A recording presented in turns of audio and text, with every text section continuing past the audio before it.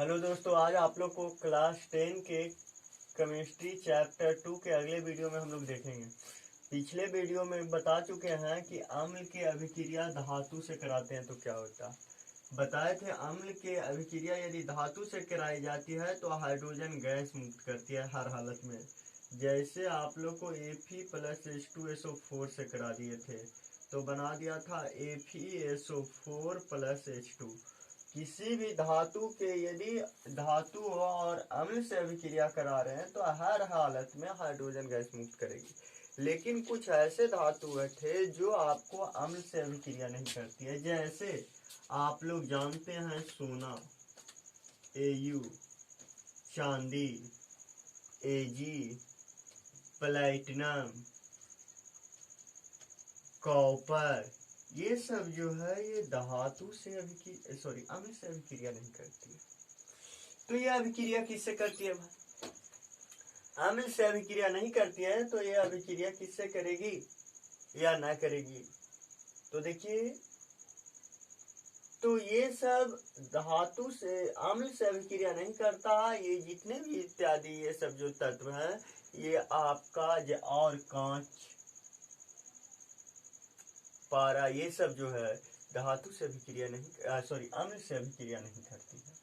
तो जब अम्ल से अभिक्रिया नहीं करती है तो आपको क्या पता कि अम्ल से अभिक्रिया नहीं करेगी तो ये किन से अभिक्रिया करती है भाई? इसको जब गलाने की बात आएगी तो ये किन से अभिक्रिया करेगी?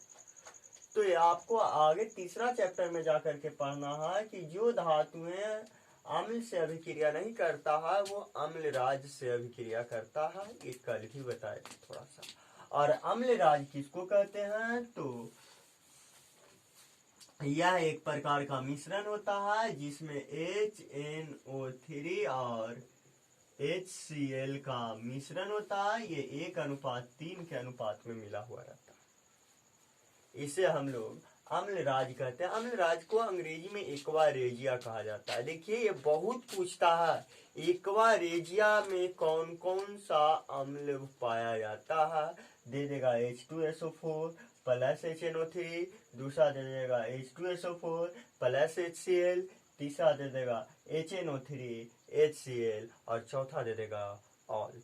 या ये भी ध्यान रखिएगा इसका अनुपातवा बहुत पूछता है, 1:3। मतलब नाइट्रिक अम्ल 1 गिलास तो हाइड्रोक्लोरिक अम्ल 3 गिलास पड़ता है। तो यहाँ पे आप लोग जान चुके हैं कि धातु अम्ल से अभिक्रिया जो करती है, जो धातु अम्ल से अभिक्रिया नहीं करता वो अम्लराज से अभिक्रिया करता। और अम्लराज किसको कहते हैं? तो यह एक प्रकार के HNO3 और HCl का मिश्रण होता है जिसमें 1:3 का अनुपात होता है। उसे हम लोग अम्लराज कहते हैं। जैसे आप लोग गांव देहात में सुने होंगे कि सोना साफ करे वाला आता है, तो गलती से भूल से नहीं करवाइएगा सोना साफ, नहीं तो आपको पूरे अच्छा से साफ कर देगा। जान लीजिए सोना आपको अभी 45,000 का 10 ग्राम है। सोच लीजिए अगर 1 ग्राम भी झाड़ दिया तो 4500 लेकर के वो चला जाएगा। साफ करके 10-20 रुपया इधरों ठगेगा और आपका सोच लीजिए कि ये 4500 रुपया ठग करके चल जाएगा। जब भी आपको सोना गंदा हो जाए, चांदी गंदा हो जाए तो कुछ नहीं, चुपचाप सर्फ के पानी में डाल दीजिए और उसको ब्रश से ब्रश मार दीजिए उसके ऊपर, वो चमचम करने लगेगा। पूरा चमकाने के चक्कर में अगर सुनार के पास ले गए, अनपढ़ आदमी है या पढ़े लिखे हैं, सोना सोनारे के होता है। देखिए, जाति में कोई सुना रहिएगा तो चिड़िएगा मत किस तरह से बोलते हैं, वास्तविकता यही है। तो देखिए, ये 45,000 का 10 ग्राम देता है अभी। और सोच लीजिए अगर 1 ग्राम भी गलती से वो अम्ल में, ये दोनों के मिश्रण में डाल देता है, तो अगर 1 ग्राम भी उसमें गल गया तो 4500 लेके चल जाए। अब मैलियो नहीं देता है। तो देखिए, कभी भी आप लोग को सोना साफ नहीं करवाने जाना है। जब भी कीजिए घर पे खुद कीजिए, ये बात ध्यान रखिए, खास करके लड़कियां लोग, क्योंकि उन लोग ज्यादा पहनती। तो देखिए, आपको धातु से अभिक्रिया हो गया। दूसरा जानना है धातु के कार्बोनेट या बाइकार्बोनेट। धातु के कार्बोनेट या बाइकार्बोनेट से अम्ल अभिक्रिया कर क्या बनाता है? तो धातु के कार्बोनेट Na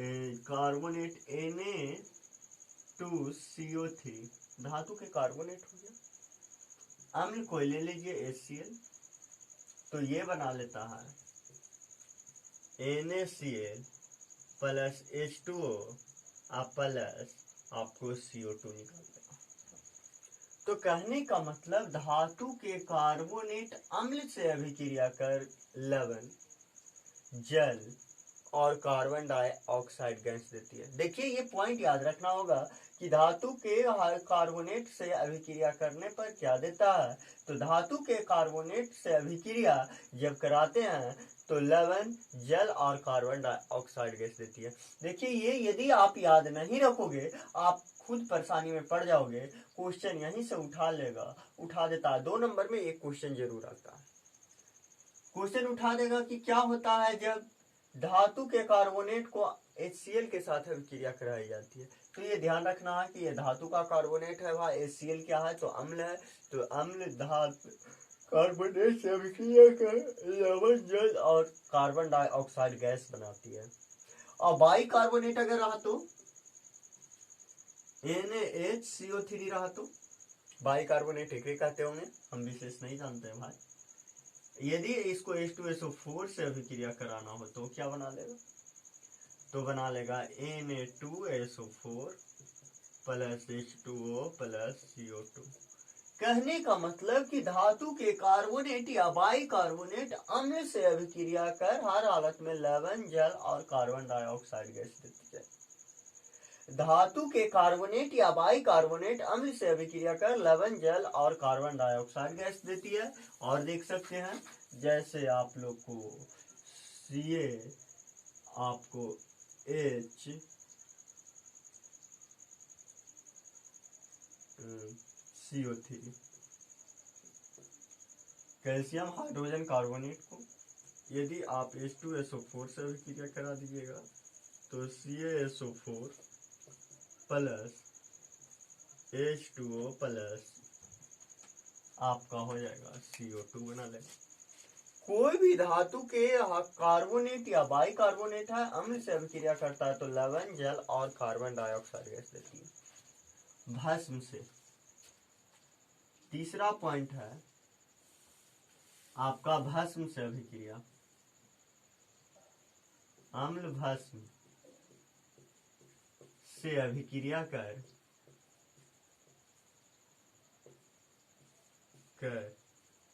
लवण और जल देता है। मतलब अम्ल HCl भस्म NaOH से अभिक्रिया करा दीजिए तो ये बना देता, यहाँ से H को हटा लीजिए, यहाँ से OH को हटा लीजिए, बच गया NaCl प्लस H2। और ये कौन अभिक्रिया है तो याद रखिएगा पढ़ाए थे, ये उदासीनीकरण अभिक्रिया का भी परिभाषा दिए थे। अम्ल भस्म से अभिक्रिया कर लवण तथा जल देता है। भस्म पहचानने के लिए बता चुके हैं जिसमें O या OH लगा रहे, जो धातु में O या OH लगा रहे हो वो भस्म होता है। और अम्ल तो मुख्य रूप से आपको 3 को जानना है, लेकिन अधातु के जितने भी ऑक्साइड आएंगे सब भस्मीय अम्लीय होता है उसकी प्रकृति। देखिए चलिए, अम्ल भस्म से अभिक्रिया कर हर हालत में, मतलब भस्म से जब अभिक्रिया अम्ल को कराएंगे तो लवण और जल देता है और इसमें कुछ नहीं है।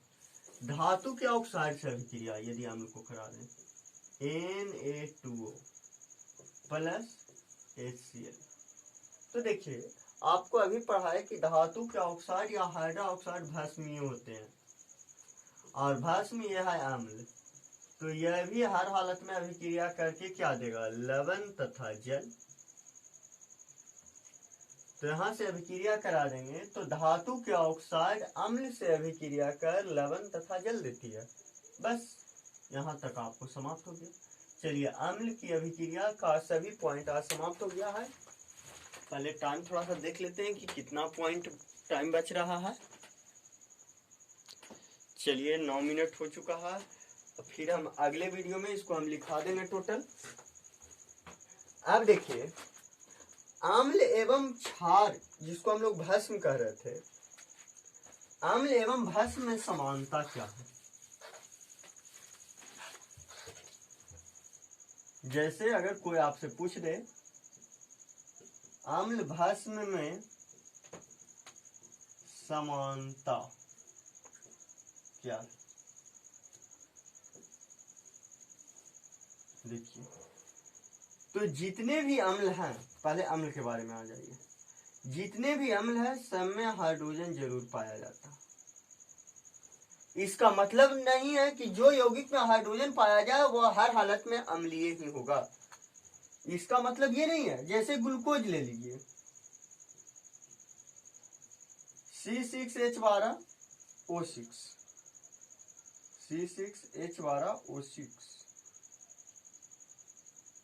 और चीनी ले लीजिए, C6H11 होता होगा। चीनी में आप लोग क्या जानते हैं, C12H22O11। तो ये हम लोग क्या जान रहे हैं, इसमें भी हाइड्रोजन है, इसमें भी हाइड्रोजन है, तो क्या यह अम्ल है? नहीं, ऐसी बात नहीं।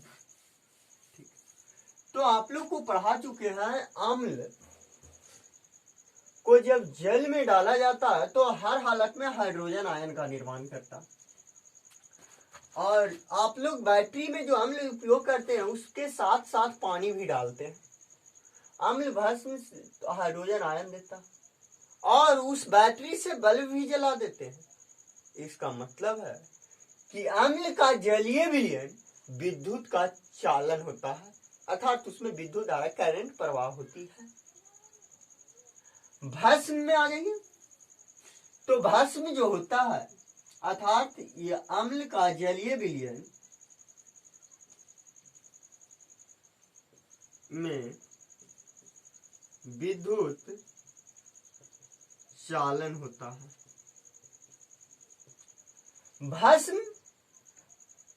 भस्म को जब जल में घोलते हैं तो यह हाइड्रा ऑक्साइड आयन देता है। इसमें भी अगर बॉल को जलाएंगे तो ये भी जल जाता है। इसका मतलब है ये भी विद्युत का क्या होता है, चालन होता है।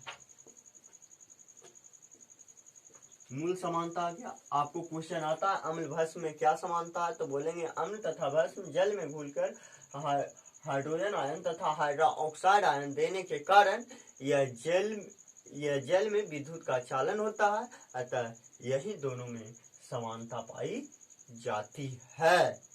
दूसरा जो आपका क्वेश्चन आ जाता है, क्वेश्चन ऐसे नहीं देता, क्वेश्चन ये देता है सभी अम्ल विद्युत का चालन होता है, या आपको क्वेश्चन ऐसे घुमा देगा कि HCl के जलीय विलयन विद्युत का चालन होता है, चालक होता है, जबकि चीनी का जलीय विलयन विद्युत का चालन नहीं होता है। क्यों? तो चुपचाप लिखेंगे कि HCl के जलीय विलयन में हाइड्रोजन आयन पाया जाता है और हाइड्रोजन आयन पाए जाने के कारण वह हर हालत में विद्युत का सुचालक होता है। लेकिन चीनी को जब जल में घोला जाता है या ग्लूकोज को जल में घोला जाता है तो इसमें आयन का निर्माण नहीं होता, अतः यही कारण है कि यह विद्युत का चालन नहीं होता। Thank you. आज के वीडियो में इतना ही, फिर हम अगले वीडियो में देखेंगे।